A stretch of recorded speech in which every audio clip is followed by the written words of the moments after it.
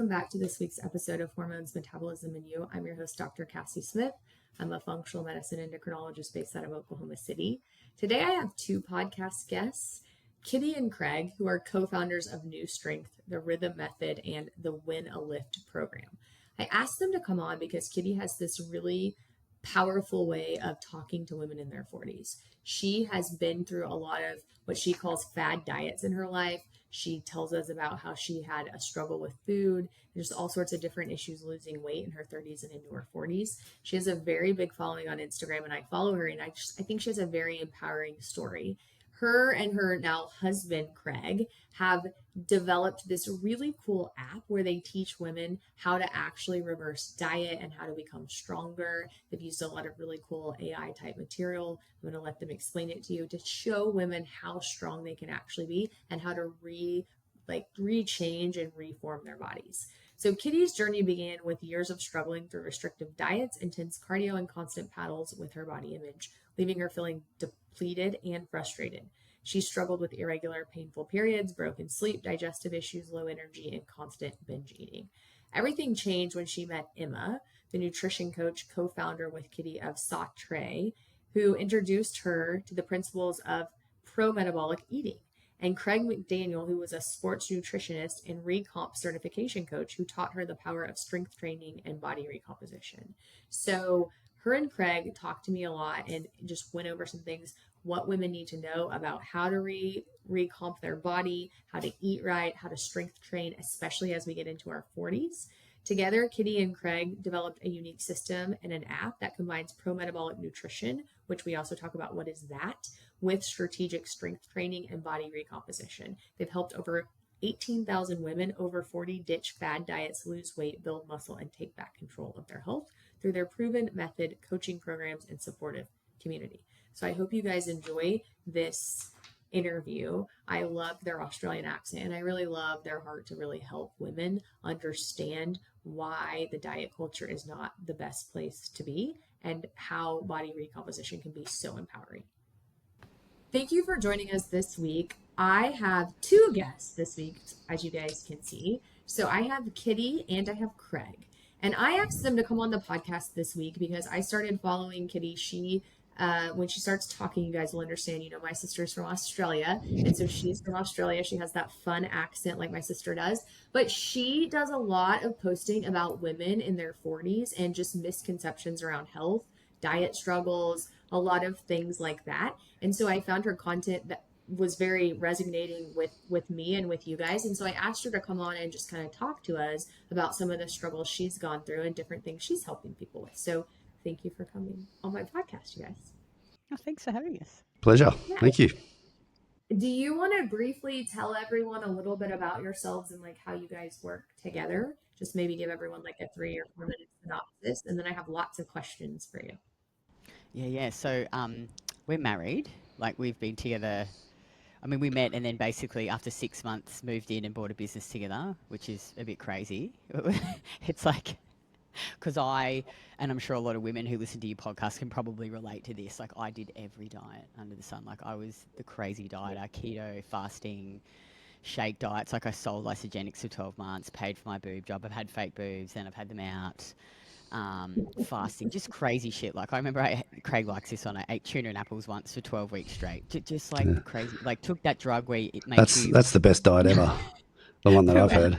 Any fat you ate. And I was just obsessed with being small. You in the 90s, because I'm 40, nearly 45. How old are you, Cassie? I'm almost 40. So 40. Close. Yeah. So you're in the 90s, the Kate Moss, super stick thin. Mm-hmm. And so it was just eat as little as fucking possible, salads, and I exercised like crazy. So I was always very tiny, at my lowest weight I was 54 kilos, at my heaviest I was 75. So I'm 5'8". So you can imagine me at 54 kilos. And I had horrendous cycles. I had a miscarriage. I had polyps removed, PMS, didn't sleep, hair was falling out, just because I was undernourished. And also I drank a lot of alcohol and took a lot of drugs and just, just crazy shit, just really destroyed my body, trying to be thin.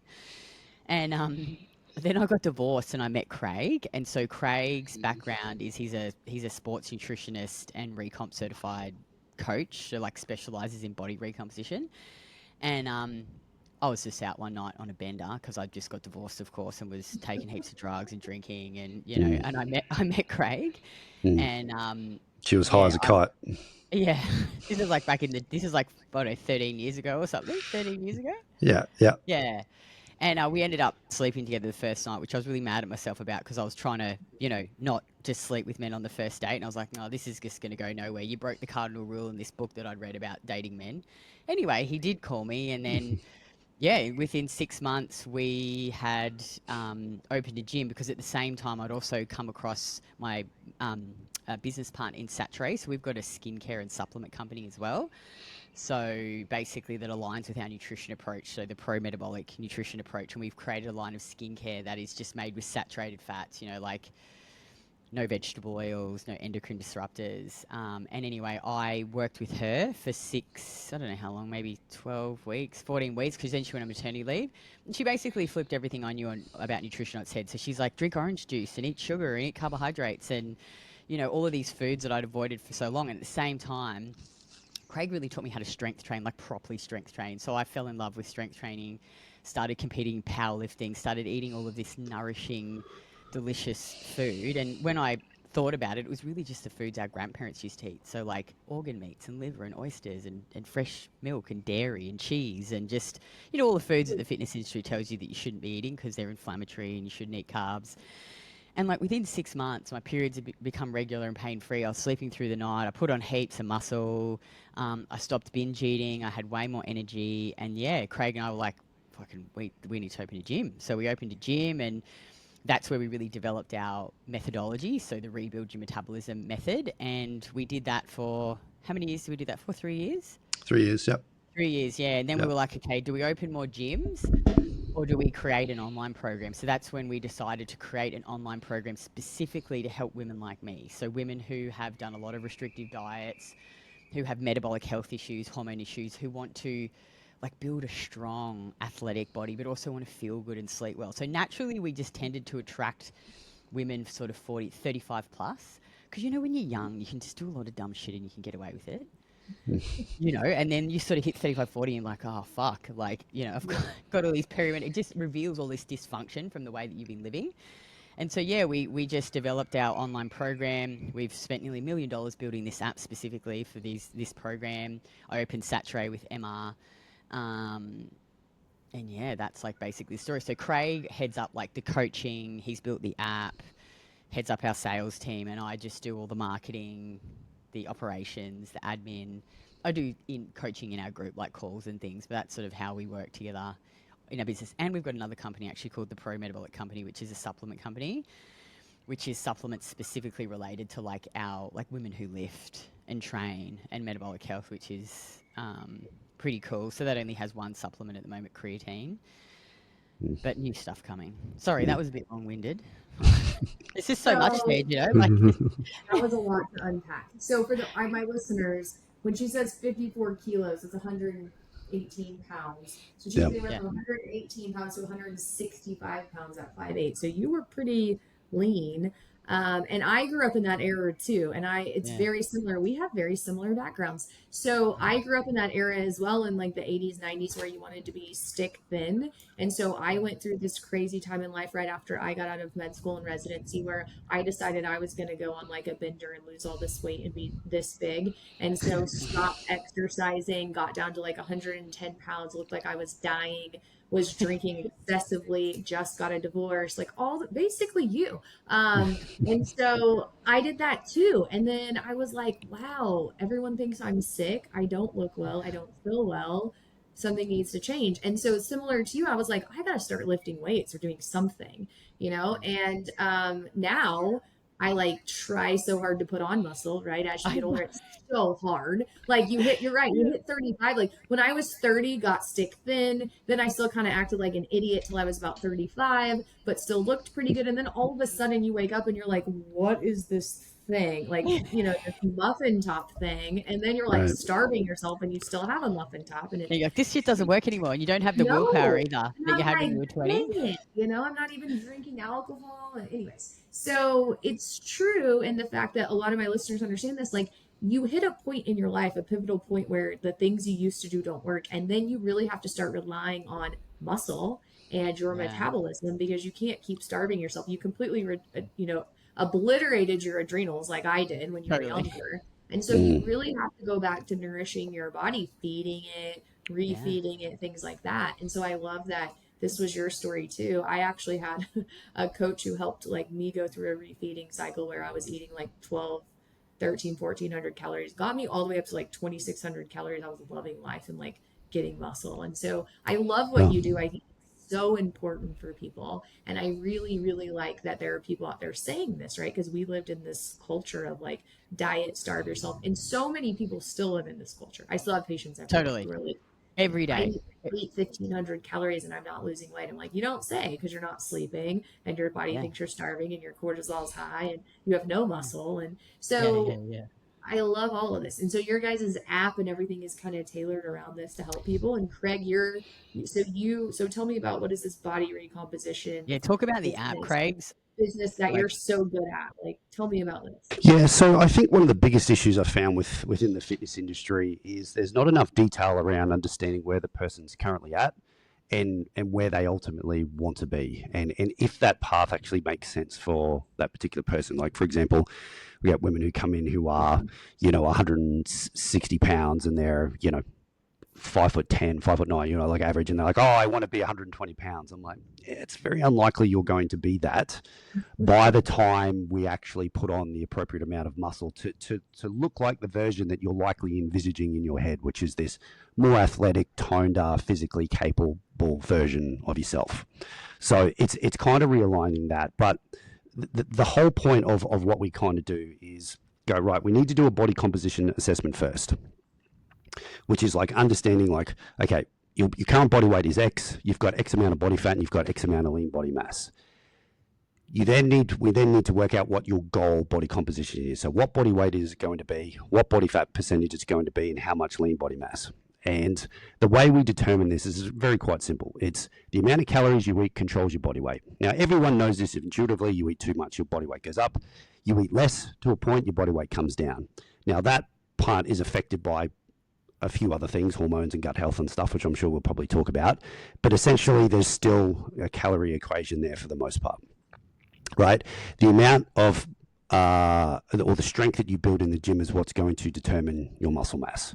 So if you've got two women, one who's 130 pounds at 30% body fat, and you've got another one who's 130 pounds at 20% body fat, the one who's 130 pounds at 20% body fat will be leaner and be wearing the smaller dress size because she has more muscle. The only difference in that equation is understanding which one has more muscle and, looking at the modality of which that actually happens by getting stronger in the gym. So when we can determine these two variables, body fat is always the difference between getting those elements right. Body fat is the difference between changes in body weight, which is controlled by food, and the amount of lean body mass you can put on, which is controlled by strength training, which I won't get on too much of a cardio rant today, but in that equation, cardio doesn't exist. And I think that's probably one of the biggest things that we see a lot of women that go wrong. They just do way too much cardio, already on top of a stress system. So you get stress on top of stress, which equals more stress. You then, have all the downstream effects of thyroid dysfunction and, gut health, leaky gut, and all those sort of things. So, our whole method is basically going through an assessment to understand where you are right now, where you want to be, right? How much body weight do you need to lose? Control the food. How much muscle do you need to put on? And then we have an equation by whereabouts where after the person does like essentially about 2 weeks of training, and we can look at their logs within the app. We can go, right, this is where your current baseline of strength actually is. For you to be at this body composition, you need to deadlift X amount. You need to be able to chest press X amount. You need to be able to, do a thigh movement like a squat or a hack squat or something for this amount. You need to be able to do X amount on your row, X amount on your hip thrust. So we've got this equation by which lean body mass is determined by how strong you get in the gym. And then that way, when the inevitable question always gets asked around, well, how long is this going to take? I just go, well, how long is it going to take you to add, 180 pounds to your deadlift?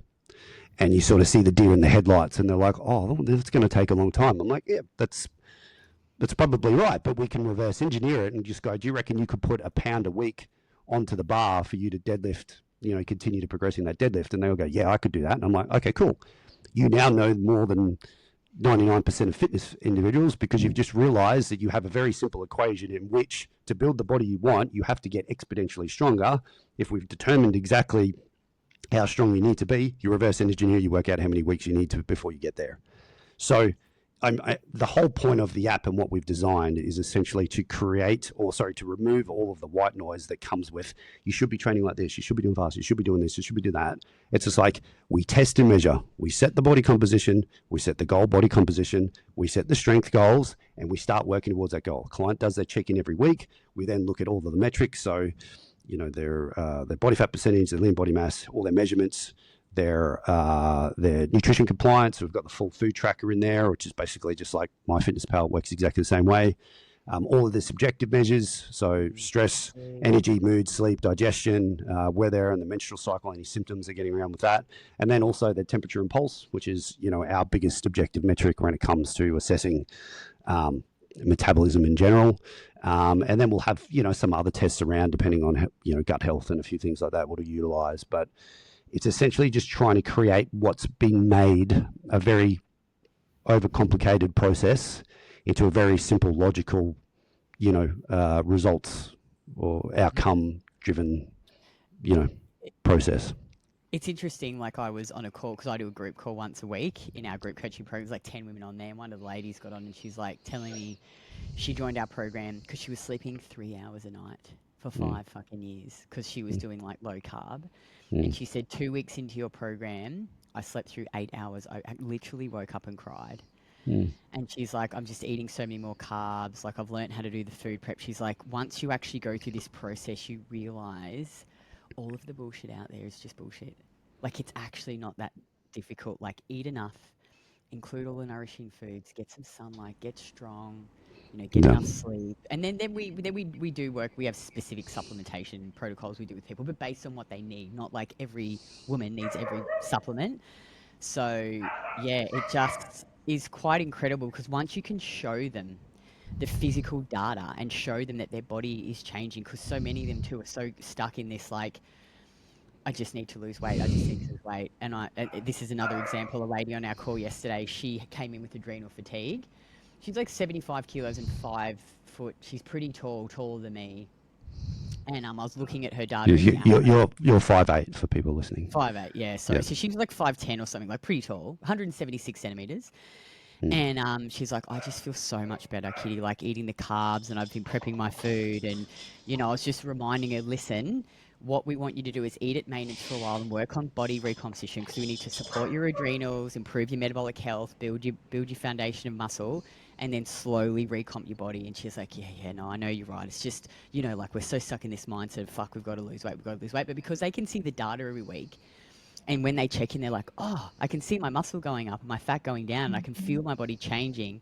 It gives them that motivation to keep going, because this process for most of them can take 12 plus months. When you fucked yourself for 20 years, like us, doing dumb shit, like eating chicken and apples, and taking copious amounts of drugs and drinking alcohol, like, you can't fix that shit and build your dream body in like 3 months. But when they have this data and we get them focusing on the strength and the nourishment and feeling better and sleeping better, it just becomes more fun and enjoyable and more sustainable.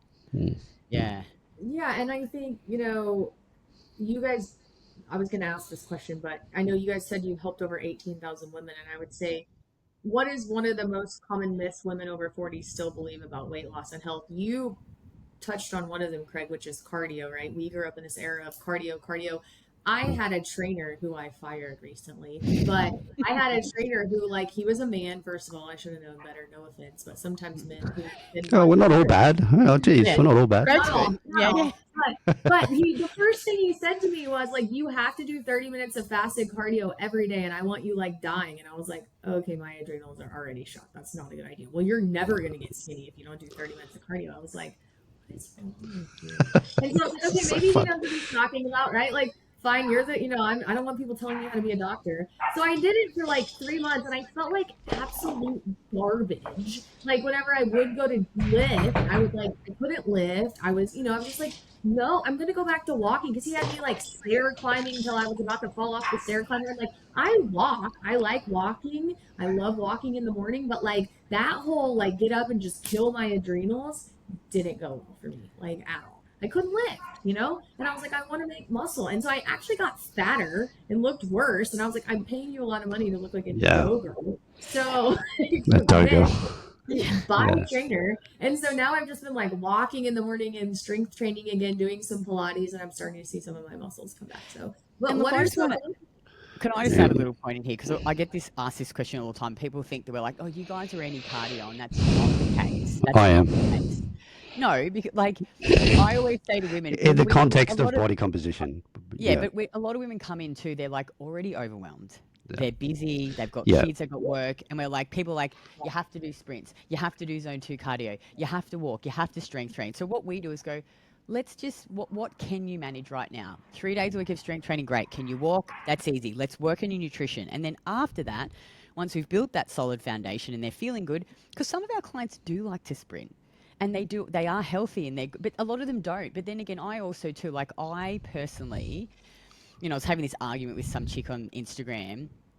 She's like, oh yeah, but because I posted what I did in my fat loss phase. So when we came to Thailand, I went a bit YOLO and I just enjoyed Thailand too much and drank too many fucking pina coladas on the weekend. And, I put on like 3 kilos, ate too many red duck curries. So I just did a 7-week fat loss phase. It was very easy. I dropped like 3.5 kilos and then now back up to maintenance. And yeah, this woman was like, yeah, but Kitty, and I just posted what I did. So my cardio was just like walking. I like the cross trainer. I walk the dogs. I play pickle. That gets my heart rate up. So I said, I just do activity I enjoy. It gets my heart rate up. I keep active. And she's like, yeah, but shouldn't you be doing sprints because these PhDs tell you? I'm like, well, I'm just going to go by how my body feels. Like how my temps and pulses, how am I sleeping? How am I recovering? If that's all good, I'm not going to do something just because some PhD tells me I have to do it to be healthy. Right. But I'm also not saying don't do it. Yeah, so that's a good point. So this is the foundation that my practice sets on is everyone is different. Like every single human is different. When you look at lab work, it's different. You have to meet that person where they are. And so if my husband used to love to run marathons. Have at it, babe. Not for me. He goes and runs on track sometimes, like, hey, babe, let's go sprint. Not for me. I'm not running unless I'm being chased. I don't like it. Like, I will walk. I will lift heavy things. I am not running. Like, that's not my thing, Yeah. But, like, if you want to sprint, then have at it. And so that's one of my problems with Instagram, too, and all these people, like, you must do this. You must eat carnivore. You must eat keto. No, you should do what makes your body feel well and what's something that you can do long term. Enjoy. Right? Yeah. Enjoy, because part of the fact that you lose weight is that your stress and cortisol aren't high. And in order for your stress and cortisol not to be high, you have to be happy, you have to sleep, all the things. And so to your point, it's just like people, I think that's one of the biggest myths that women over 40 still have, right? Is that they must do all this cardio. They can't eat any carbs. They have to, food restrict themselves. Yeah. But it's like, how are you supposed to lift and actually really lift when you're not eating anything? I think too, like obviously there's benefits to sprinting and like cardio, but it's like if you're active, if you're active in ways you enjoy, like we play pickle. We're just obsessed with pickle, aren't we, Craig? Like our whole group is. Indeed. Because we're getting better, we're quicker, we're moving. Like that really gets your heart rate up. So to me, I'm like, we play for an hour and a half, twice a week sometimes. Not constantly, like you swap in and out, but that's getting my heart rate up. It's movement I love. I get connection. I'm like, it's fine. Yeah. I think I'd just like to add to this too, that it's, obviously Kitty makes the point of saying you should do what you love to do, right? And some of the women who do come into our program, they're like, well, I really love to do cardio. I really love to sprint. I love to do these things. And I go, okay, cool. Let's just for a second, let's put the emotional attachment aside because it's 100% that is the case.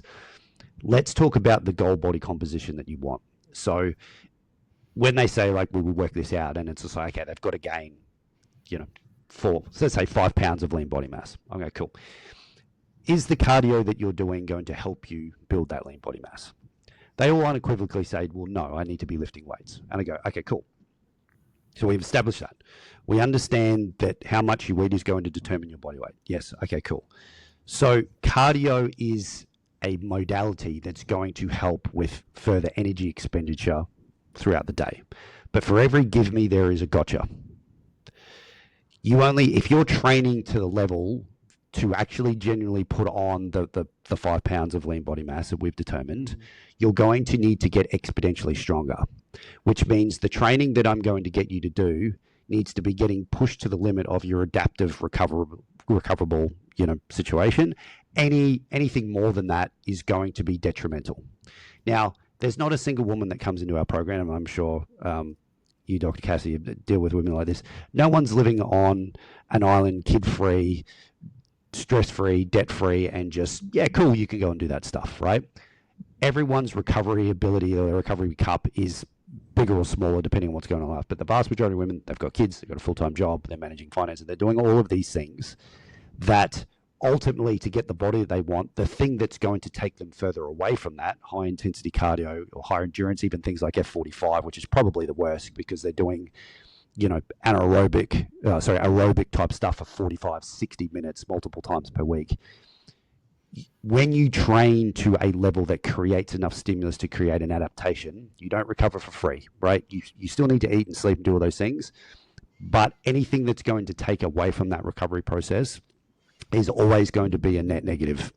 So we need to look at cardio as the thing that goes, okay, in the terms of body composition, the equation is build muscle by getting strong in the gym, control your body weight with calories, and we measure those two outcomes. You can't measure the effect of what cardio is doing other than the fact that you're more exhausted and your hunger levels go up as a result of greater energy expenditure. Just because someone is fitter does not mean that they are healthier. So the way that I've always determined this is by using a temperature and pulse, literally just cheap thermometer from the chemist. They take their basal temperature in the morning, first thing they wake up, 30 minutes after meal 1, 30 minutes after meal 2. The temps and pulses is all you ever need to know to determine your current metabolic state and if the modality of training you're doing is actually affecting you positively or negatively. So when you lift weights, you're creating adaptations for muscle mass, which increases basal metabolic rate. When you do cardio, it does not. It has no effect, except if you go over and do too much, you'll start to see a detriment. Now, obviously, lifting too much weights too many times per week or doing too much volume will also have that same effect. But there's still going to be some net positive there because there's still going to be, providing that you're lifting with enough intensity, there's still going to be some muscle gain from that. So we just have to kind of try and separate this emotional attachment of just going, you have to do cardio because you want to be fitter, and all of the studies show that people who are fitter are cardiovascular fitter and all of these sort of things.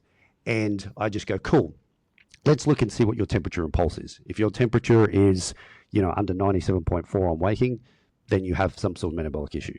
If that continues to go down over time, the more and more you do, you're getting further. So fit people have a low temperature and pulse, right? It's not the fact of you have a low temperature and pulse, you're a fitter. I'm like, fitter does not mean healthier, right? People who have no temp and pulse are dead people. So you could make the point that the closer you get to a lower temperature and pulse, the closer you are to death. The people, interestingly, who have a higher temperature and pulse and see these rays after they eat food, right, also have sleep through the night, also have really good digestion, consistent bowel movements, good skin, they don't have any menstrual cycle symptoms, their resilience to stress is a lot higher. So if I'm measuring against the subjective measures of how I feel, sleep, digestion, mood, energy, and the objective measure of temp and pulse, my muscle mass is going up, and I'm doing all of that without doing the cardio, well, you tell me who's going to have a better longevity outcome. There's no one who's ever going to be able to convince me that you need to do cardio for the case of having better health. Does it make sense? Would you say you need to be active though? I think that's where the confusion No, comes in. No. I'm not saying you don't be active. I walk 10,000 steps a day. Well, we walk the dogs. We play pickle, right? But I'm saying for the deliberate act of going through to do a deliberate cardio session, I'm taking time out of my day to go and do an activity to get into a zone 2 or zone 3 or do zone 5 hit training or whatever, in the belief that is going to create a better or more superior body composition. So you're saying if you have better like muscle or you're more fit, your temperature should go up after you eat? But there are though, Yes. I'm just Yes. going to put this in, that we have seen clients on, again, I think you can't just put the blanket statement out there that have, I've seen clients who, for example, like have a slightly lower pulse, like might be 60 or 65. They do more cardio, they're well nourished, well fueled, their temperatures are good. There are people like that. I think the biggest thing is that women are underfueled. So it's folks, yeah. So again to the next point. So as I mentioned before, is we have to look at the individual in terms of their stress bucket. If you are overworked and you've got minimal time, trying to create more time to doing a thing that's not going to give you a net positive doesn't make any sense. But I'm not saying, I'm like, everyone that we do, I'm like, you've got to be getting 8 to 10,000 steps per day. Right, you just need to be active. Like after you eat, try and go for a walk. Like we obviously, depending on the person in their life, that makes sense. But it's just there's just so much information, especially what you were saying before when you're working with your trainees. Like you need to get up and do 30 minutes of what for? Well, because it's going to help burn fat. I'm like, but it doesn't. Yeah, right. It doesn't. Yeah, and it actually makes me feel like crap. So tell me about pro-metabolic eating. So it's something that isn't necessarily mainstream, right? But you guys talk about this. So how do you explain this in everyday language to women who, have only known calorie counting or like restrictions? What is pro-metabolic eating? Craig will probably have a more scientific answer to this. But for me, like I feel it's about nourishing, easy to digest foods that are like our grandparents used to eat. Like that's how I look at it, because I remember when I first did the consult with Emma and she was talking me through all these foods like orange juice and potatoes and seafood, and I was like, do you know what? This is exactly how my Nini, who was she lived into her 90s, used to feed me. So for breakfast, she'd cook eggs in butter. So she'd have the little the glass container on the side. Mm-hmm. She'd bake her own bread. The milk would get delivered in glass bottles, the little silver tops. Mm-hmm. She'd make custard and ice cream. She'd do lots of roast meat with roast vegetables cooked in tallow. Like potatoes, parsnips. She'd have salads from her garden, but they were side dishes. She'd bake everything homemade. She'd make liver and kidney on toast for my gramps, which was disgusting, with parsley. They had a big boat, Waminda, and we'd go out fishing and we'd get mud crabs, and they used to love oysters. And I'm like, this is just like good old-fashioned nutrient-dense foods. Like, Marty never remembered drinking fucking green smoothies and making almond flour cakes and just eating dry chicken breast and salad. It was just very nourishing, nutrient-dense, easy-to-digest food, and they ate carbs. And they got lots of sun. So anyway, Craig can probably have a more scientific answer to that, but that's how it feels to me. Like, that's how I describe it when I describe it. She'd squeeze orange juice every morning for us, fresh for breakfast. It was the bomb. Yeah, I mean, you eat food, like there's foods that you like and there's foods that like you, right? So I think we need to determine that, and that can kind of take into a bit more of a gut health thing. But the whole pro-metabolic sense is basically just eating foods that have the most nutrient dense sources available that you can easily assimilate and digest. Right. So again, a lot of the women that are coming from like vegetarian diet or your vegan diet, eating lots of plants, lots of nuts and seeds, things that are hard to digest, and they've all got gut problems. They're all super bloated. They don't have bowel movements. Their liver is not detoxifying properly. Like they've got low stomach acid, all of these things that are being controlled by metabolism, and your metabolism is being controlled by the nutrients that you can actually absorb. So if we start looking at food and kind of go, okay, here are all our carb choices, which are the ones that are going to give me the most bang for my buck in terms of nutrients. Generally, that's where we would want to start. And then you want to kind of design a nutrition structure around your preferences in terms of what you enjoy to eat every day. So when you actually look at it from that lens, you start to sort of realize that the foods that are, they're clean, let's just say plant-based diet, because I'm not against plants, but I think, just like I said, liver oysters are nature's multivitamins. Like if you actually run a Google panel and look at the nutrition that you get from that, vitamin A is needed to make progesterone. Just about every woman is low in vitamin A, T3, and cholesterol. So it's like when you eat animal-based foods, you start including liver, all of a sudden, things will start to improve as a result. So it's just looking at foods that have the highest nutrient contents at the most bioavailable form, and starting down from there. And they're tasty as well too. I'm like, fuck, I used to just like live, like this was my diet. I would get up in the morning and I would train fasted, then I would eat egg whites scrambled with spinach. And then my morning tea would be like almonds and green beans or tuna with flaxseed oil and green beans. Huge chicken salad for lunch, boiled eggs and green capsicum because I didn't want to eat red capsicum because it was too high in sugar. And then my dinner was like fish with like heaps of steamed vegetables. And then I'd eat like diet jelly. And then I'd just fall off the wagon and binge eat on the weekend. Yeah. Like it was crazy. Whereas now, like this morning, I had 2 slices of sourdough, butter, jam, eggs with parmesan cheese, an orange, coffee with milk, sugar, collagen. Lunch is like rice, loads of ripe tropical fruit, like pork cooked in coconut oil, air fried chips cooked in lard, orange juice, homemade ice cream. It's like every meal I eat, I think, oh, I just love this food. Like I really look forward to my meals. I really like food. I'm a big Wait, so foodie. you ate all that stuff this morning already? The stuff that you were Well, no, this is talking what I've got planned to eat today. So I've eaten the Yeah. breakfast. She hasn't with eaten ice cream maraschino. for breakfast. I haven't eaten ice cream for breakfast, but Yeah, yeah. no, but it's so true. And like, all these people that get on social media and talk about like your green smoothies and your this and your like a lot of that stuff actually hurts your gut. So I tell people this all the time. So I'm like a huge gut health, expert. We do a lot of gut health Yeah. testing. If you have SIBO, if you have IBS, if you have a lot of these issues and you eat green smoothies and all this green juice, I mean, it actually makes it worse. It makes your Yep. SIBO worse. And so 100%. sometimes all this healthy stuff that you're eating is actually worse. And to your point, Kitty, like I like to chew my food. I like to like it. I lived, whenever I was 30 with like no carbs, and I'm the same way now. Like I'm eating sourdough bread every morning. It's homemade. It's made with, a really good flour that comes from Italy. So I'm eating my sourdough bread every morning. Amazing.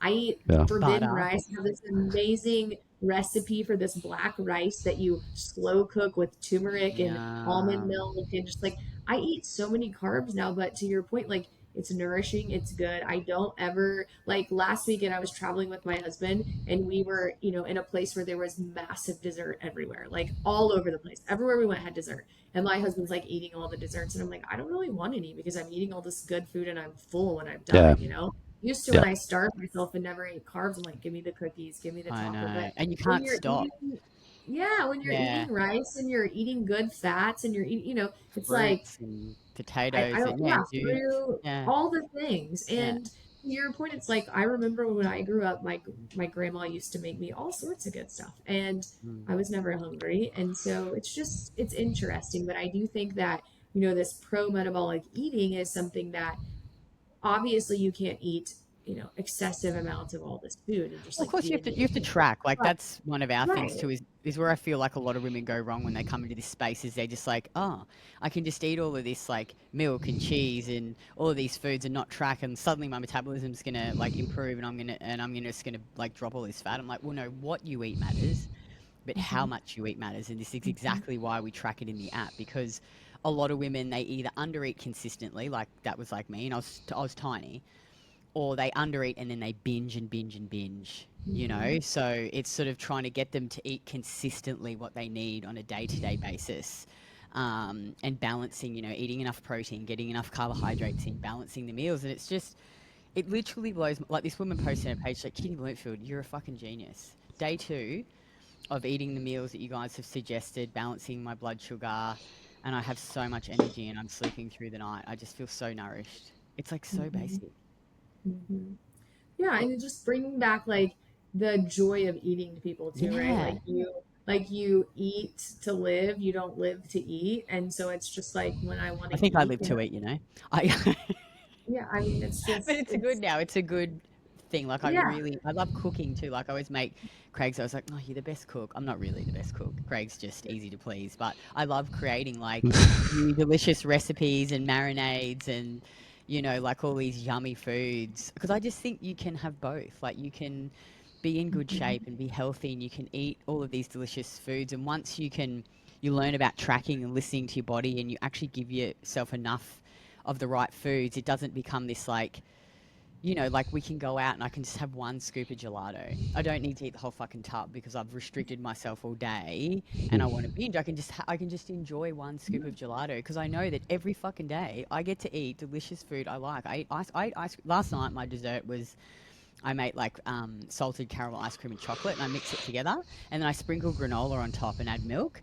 It's incredible.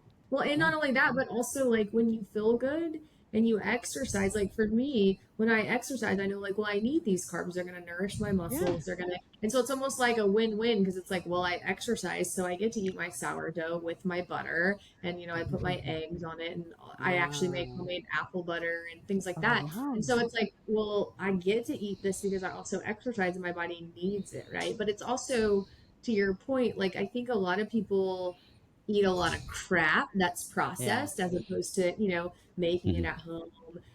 I eat carbs, but I don't eat processed carbs. So I eat sweet potatoes, I eat rice, I eat fruit, I eat vegetables, I eat homemade sourdough, but Mm, nothing that you buy at the store that like sets in your pantry for a year. Like my pantry doesn't mm, have things in it because Yeah. that's disgusting. And so I think you just have to again think about like what they did when they didn't have refrigerators, right? yeah, Uh, traditional foods, like seasonal yeah. stuff, you know, like, yeah, totally. And it's really yummy though, too.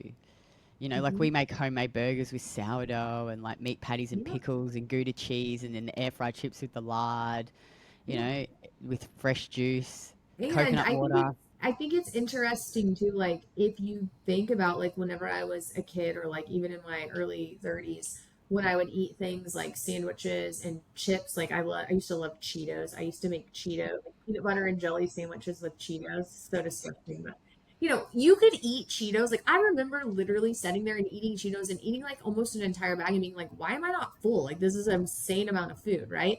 But you can make a burger and eat Yeah. sweet potatoes and like tonight I had a piece of sweet potato that was probably this big with some chicken breasts, some vegetables, and it's like I'm full. That sweet potato made me full because it's actually Yeah. real food. Yeah. And Yeah. but Yeah. you could, I guarantee you, sit down with a bag of Cheetos, see how many you can eat, and then try to I eat used sweet to potato. eat them Like, too when I was younger, and I'd drink heaps of alcohol. And the next day, I'd be so mhm, hungover, and I'd just smash those mhm, Cheetos. I'd yeah. just eat the And then terrible. you'd I have ate all the that most terrible stuff food. all over your fingers, and it Yeah, was the just like, yellow. Yeah, they were pretty yeah. delicious though. They're so dirty, but Oh, I used to yeah, dip when them you're in peanut hungover. butter. Oh yeah, and not even like the good peanut butter, like the cheap peanut butter. But like that stuff doesn't fill you up. But when you actually eat real food, it actually Yeah, makes you full.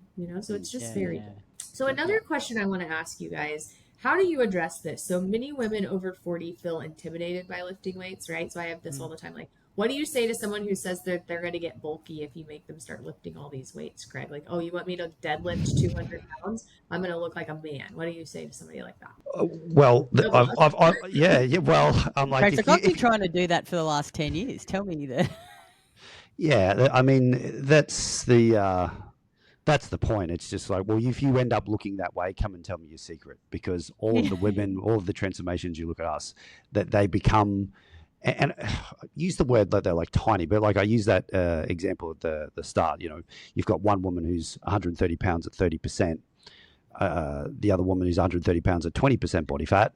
The difference between those, because they both got the same body weight, the difference between that is the one who's at 20% body fat has more Mm. muscle, and therefore she's at the lower body fat percentage. So she has the smaller dress size because she has more muscle. So this whole thing about, oh, if I lift weights, I'm going to get bulky. That's absolutely physiologically not how it works, right? If we look at, there's a picture on Google. If you just type in like 2 kilos of muscle versus fat or something, you'll see the picture of the muscle there. It's like this little thing. It fits in the palm of your hand, and then you see the 2 kilos of fat, which is like 5 times the size. So fat takes up more space in the body. So the more muscle you have, then the leaner you are, if you're not eating like an asshole, right? So as I mentioned at the start, if you eat too much food, you put body fat on. If you eat too much relative to your ability to get stronger and put on lean body mass, the difference is the only changes in total body weight, if we remove bones, organs, and all those sort of things, is muscle and fat. Muscle goes up as a result of getting stronger. Fat goes up as a part of just eating too many calories, right? And then if you've got metabolic issues, then it's exacerbated a little bit more. But that's the reality of it. So if we just kind of look at it and kind of go, well, if we just get really strong, by what we lift in the gym and we control our body weight by the amount of food that we eat, then if you only put on lean body mass, you're going to get leaner as a result. So it's from a physiological standpoint, you can't quote unquote get bulky unless you just eat too much food. You just consume too many calories. So Right. yeah, and if we're just bringing it back to really try, like you do have to kind of eat like Well, an it asshole takes a to long really- time to build like a really decent amount of muscle. One of our clients yesterday on a call, she's been in the program for 12 months and she spent 9 months just building up her calories to like 2,300 and she got to nearly double body weight deadlift. Like that's pretty strong. 120 kilos, I think, for 2 reps, and she's like 63 kilos. She looks just like tiny. toned. She's Yeah, tiny. she looks toned. I'm like, it's just impossible. You got to train for like 10 years, like really heavy strength train to look like me. It takes a long time, and you have to lift a lot of heavy weights. Like it's just not possible. Yeah, it's so hard. Yeah. Yep. No, I completely agree. But I think it's just this, again, there's a lot of influencers out there who, say stupid things and people just, they don't know any better. But I think that it is really important that people talk about it. Like you guys talk about it, we talk about it so that people understand that. And yes, to your, I have somebody who did a program with me and it took her 9 months, but she lost about 30 pounds. She lost 28 pounds of fat. Wow, She amazing. maintained her muscle. Yeah, maintained her muscle mass and even put on a little bit of muscle mass. But she said, so good thing is muscle memory. She was an old bodybuilder, right? So muscle memory is good there, right? Yes. She's like, I lifted really, really heavy, like heavier than I thought I would ever have to lift. And I was kind of scared, but as she put that muscle back on, the fat just kind of came off, right? And so, I mean, it's just, I don't know, until people actually do it. And to your point, I think this is a good point too. Muscle. So if you're just going off a scale, this is what I hate scales. I call them cry boxes. I think everyone should just throw them out the damn window. All they do is make people cry. Like an actual number on a scale, worthless, completely worthless. How much muscle mass do you have, right? How much muscle mass did you have? And I tell people this all the time, and I've actually posted this on Instagram. So I just posted a picture of myself on Instagram at 120 pounds. Looked terrible, like a doughboy. Picture of myself at 132 pounds on Instagram. Like literally, I did. I was just doughy and nasty, and like 132 pounds, jacked with muscle, right? Up 12 pounds, looked totally different. I asked people, which picture is me 132 pounds? Not one person picked the muscular picture. And I was like, 100% it was this one. And they're like, there's no way. It was because I had muscle, And so, but it took me a really long time to make that muscle. And the more muscle, I think this is what's frustrating for women, myself too, right? Like I get in my own head sometimes too, but like I started developing muscle and then I kept trying to make muscle and my weight actually keeps going up, which kind of screws with your head, right? You're like, damn, I'm 135 pounds now, but I have 63 pounds of muscle. I used to have like 48 pounds of muscle, So it's like scales are stupid. And that's the point of that. Like they're completely dumb. What you have to be looking at is like how much muscle you have. Right. And then to your point, you need to look at both. Totally different, right? Yeah. You need to, like, this is why in our program we measure weight and measurements and actual body composition, because there are women like you're like me. We're women that were underweight. So I used to be like hovering around 60 at 5'8". So when I gained muscle, I actually gained weight and looked better. But we have women in our program that are like 80 kilos. And in order for them to actually, they still need to put on muscle, but they have to lose body weight because you can't be 80 kilos and 20% body fat. You'd be the most fucking jacked female ever. So I think it's important, like, to look at all of the metrics and then look at the body composition because, yeah, would you agree, Craig? Like, and I think a lot of women too, like once we get them, because it used to be total head fuck for me, the weight, like I'd weigh myself every day. But once I went through and worked with Craig and we looked at the body composition, it really took away that trigger of the weight. So I was like, it's just another metric. And at the end of the week, like I'm looking at everything. I'm looking at my body composition, how I'm sleeping. And it really took away that trigger because I realized too that even when I was 100% consistent, my weight would fluctuate daily because of like where I was in my cycle, if I'd taken a shit, how was I hydrated? Did I train legs the day before?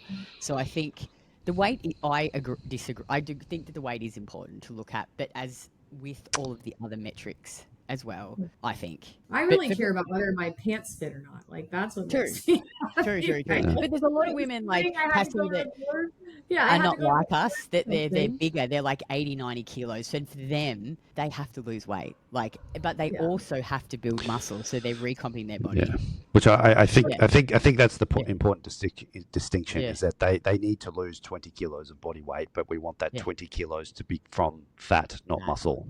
So Yeah. that's again, if we're measuring calories, the body weight comes down, and we're measuring the strength that's going up, the body fat is going to be the thing that they lose. And I think for a lot of women who are usually overweight, they usually do the extreme diet, so they lose a lot of weight, but they lose a lot of muscle mass, which is obviously the big controversy at the moment with the GLP-1s, is that they're eating such low calories, but they're not. First of all, they don't have the habits to be able to sustain it when they finish the GLP-1, but also that their training capability when they started the GLP-1 was very, very low. They're likely not training in any kind of capacity to maintain their lean body mass. So when they end up losing the 20, 30, 40 pounds, it's going to be a lot of fat, but it's also going to be a lot of muscle. And this is where the issue tends to come in. So I will say though, I use very, very microdosed GLP-1s, and in my girl who lost 28 pounds of muscle, she was actually on a tiny amount. Yeah, It's really tiny. But so it depends on how you do it, right? But agreed. yes, Yeah, 100%. we track that every week too. So like if you start losing muscle, you're done. But I think that in a lot of people, it helps with inflammation in very low amounts, assuming that you'll lift weights. But there are also skinny fat people as well, right? So I see people who are thinner, like 120 pounds, and you think, oh, they're perfect. And you look at their body mass, and it's like, you have 39 pounds of muscle. This is a huge problem. Like you're actually Yes. obese. Like that, this is not good, right? So I think that the muscle is super important. And to your point, like, yes, those people need to lose some body weight, but muscle, it just goes back to muscle. It's just so important. And we were so brainwashed. Like Kitty said, if you grew up in the 80s or 90s, we're so brainwashed into being like this big. Everyone wanted to be this big. All the people that were this big have osteoporosis. Cocaine, sheep. Yeah. Yeah. No, 100%. It's interesting though, you talked about the information. Like we have clients come into our program who've done GLP-1s and like not done it well, and they've ate fuck all and they've lost heaps of muscle. But we get a lot of women, because we don't obviously prescribe or use it in our program, but one of the biggest feedback we get is like that all our clients' inflammation, it lowers inflammation, like our nutrition approach. And we use a lot of aspirin, vitamin K, progesterone, other things. Like it's my brother and sister both have cancer. One has breast cancer. She's been through like all the treatment. My brother had stage 4 sarcoma. And so Craig and I did this huge protocol with him, like all of these supplements, got him on progesterone, aspirin. It was interesting. He went for his first scan. He did chemo, but apparently only like 20% of people actually respond to chemo in this type of cancer. It's a muscle cancer, so it's very low. And the survival rates beyond 5 years is like 15%. He went in for his first scan after a couple of rounds of chemo, and the doctor's like, you're actually nearly cancer-free. And so anyway, we went and got all our markers done. Like we got tests and got our inflammation done. All of our cancer markers really low, and all our inflammation was really low. So it's like, I truly believe that through diet, lifestyle, specific supplements, you can actually really lower inflammation. I just don't think people know what to do. They just don't. Yeah, no, I think that is true. It's if people will do that or not. But then it's also the toxic environment you live in, right? So a lot of people, I mean, you guys live in Thailand, it's a little more conducive. But like in America, I tell people this all the time. You usually are not going to get well in the same environment you got sick. So if you're not willing to change your job, change your location, change your mindset, a lot of things, you're probably not going to get better, unfortunately. True. Yeah. So that's part of the problem in the States, right? Is like you have to change the environment you got sick in. Yes. So inflammation is the key to all illness. Like that's what I'll tell you. Every person I see at Modern Endocrine, and we see hundreds of people, we do extensive blood work. Everyone that comes to our clinic has a ton of inflammation, high CRPs, high insulin, high ESRs, their liver enzymes are starting to be high, their glucose, it's so crazy. And it's like, you have to go back to the very basics of like, how are you sleeping? Are you pooping every day? What is your nutrition like? How are you talking to yourself? Are you moving? Do you see the light? Just so many things that are really important, right? But all those things affect how they move, right? So like, this, Craig, like if I come to you and I'm like, hey, fix my body composition, but I feel like crap on the inside, like everything hurts. And you're like, hey, Cassie, deadlift 200 pounds. I'm like, that's not going to happen because I don't feel good. You know, I don't want No, to lift that because it hurts. no, and So, that's a great point, and I think obviously when we're working with clients, obviously meeting them where they're at, and I'm not saying if a person can't even deadlift close to their body weight, I'm not going to be like, okay, we're going to be deadlifting 200 pounds in a week, So go ahead, Kit, go ahead. But I was just going to say, this is one of the things I love about our app. And like when people say lift heavy, heavy is relative to the individual. So why I love our app so much and how Craig's designed the training component is, so a client will come in, they'll have a training program, 3 or 4 days.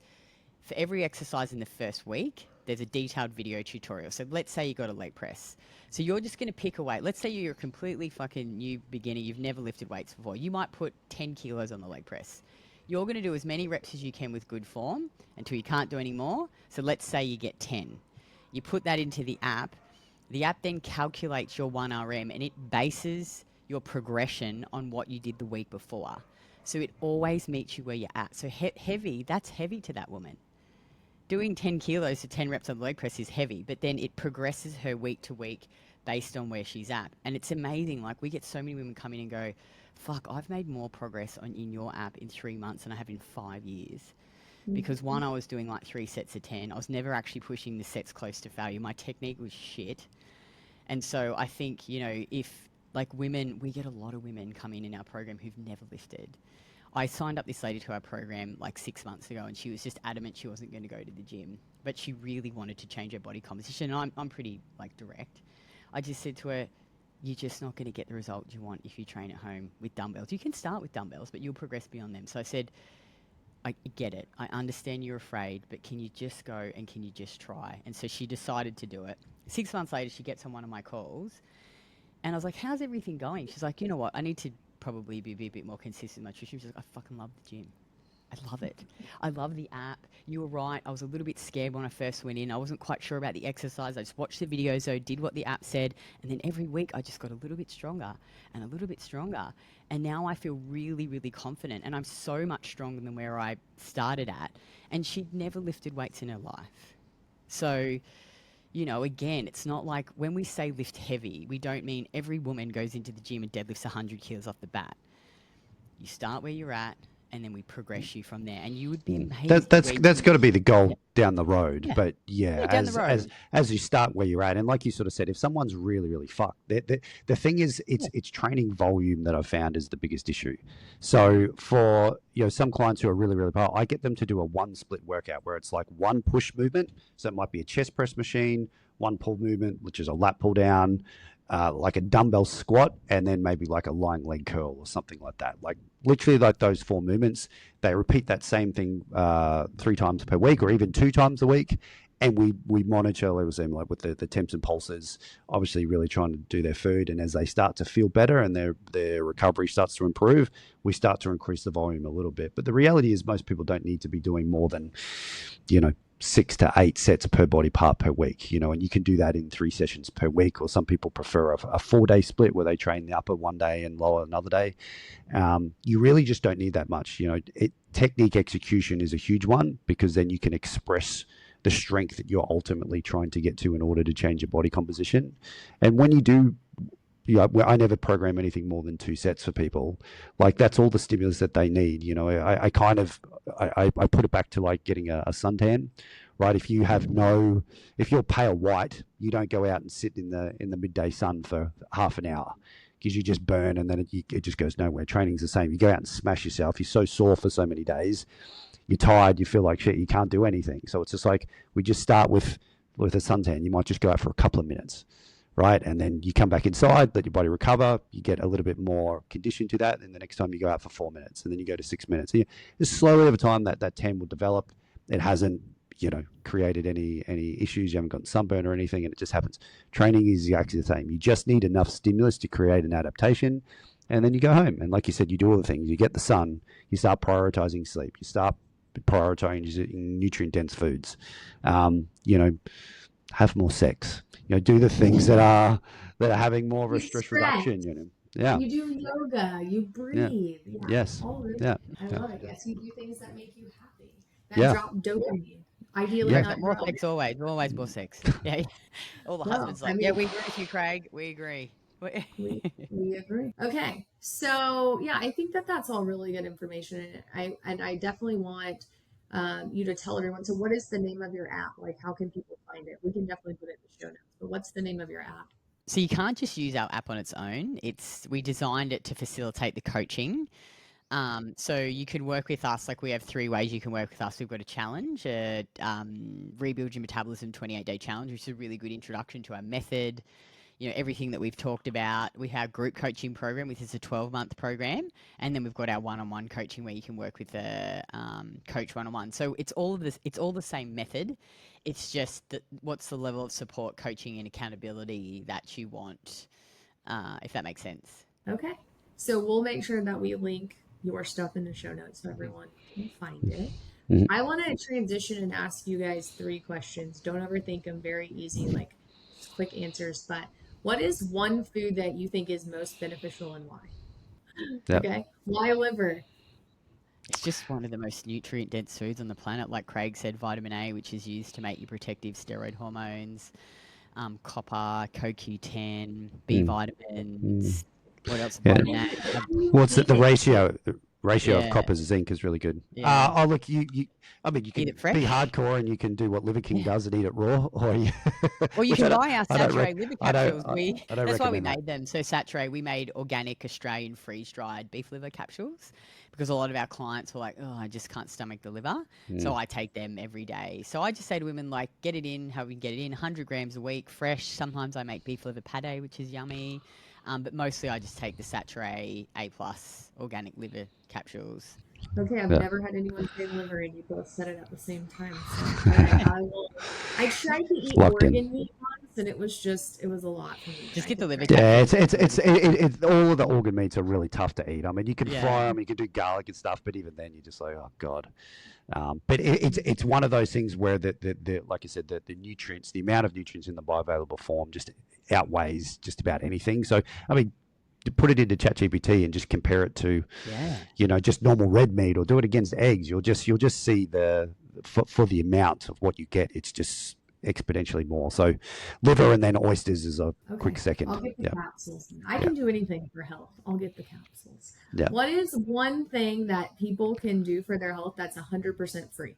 Get sunshine. Go first. One thing. Greg, you go first. 100% free. Sleep. 100%.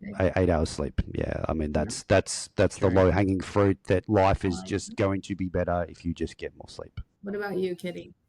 Yeah, I was going to say sleep. Actually, that's true because I'm always like fucking very angry when I don't get enough sleep. Aren't I, Craig? Yeah. I can attest to that. Well, everyone is. Everyone's a pain in the ass when they're When sleep doesn't have a deprived. good sleep. If I'm stressed, if I'm obsessing about something or work's stressing me out, I get cranky. So the next time somebody's rude to me, I'm going to say, how much sleep did you get last night? Yeah, Have you eaten enough absolutely. carbs and have you slept enough? Yeah. Well, the carbs will help you sleep. So there you go.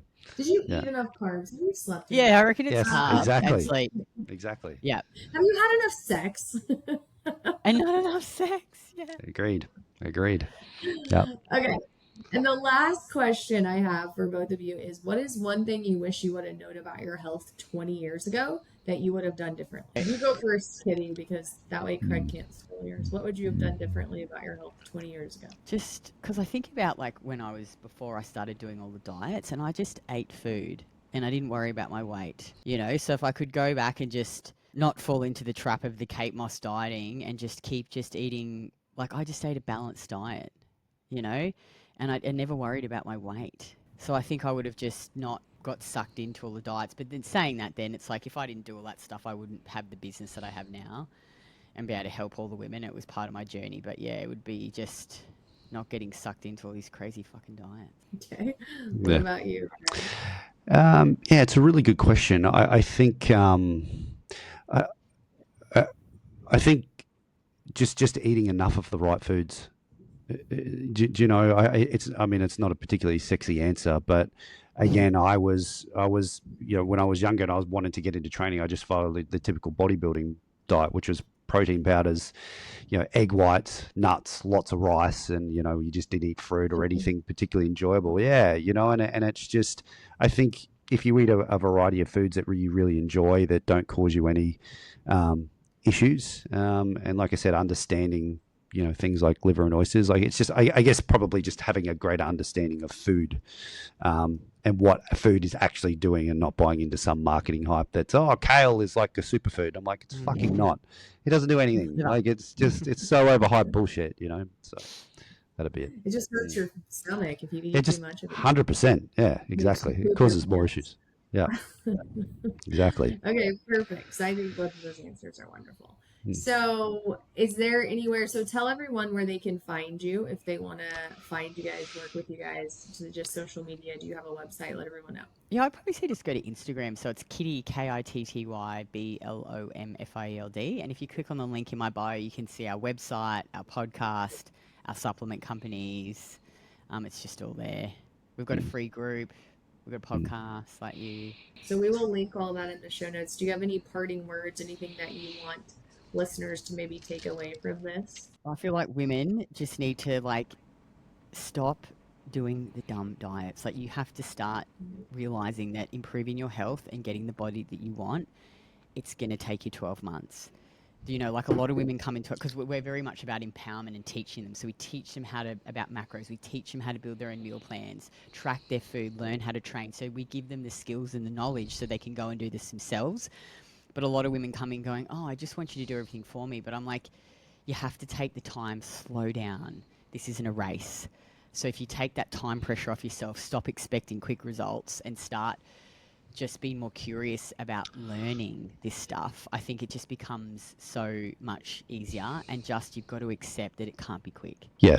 No, I 100%. I think, we can't want this any more than you want it for yourself. So, I think it's everyone's responsibility to be a bit more proactive, to understand how things just work at a basic level. And I understand it's a bit tricky with the noise of social media. But, if you start looking at, so, well, how do I feel? It's like, I feel like shit. I'm like, okay, let's start to just get a bit curious as to why that is, And I think, like I said, if you start prioritizing sleep, you start eating carbs, if you start getting excited about getting strong in the gym, pull the cardio back, just get some grounding every day, get sunlight in your eyes. If you just do those things, you will see a pretty dramatic change pretty quickly.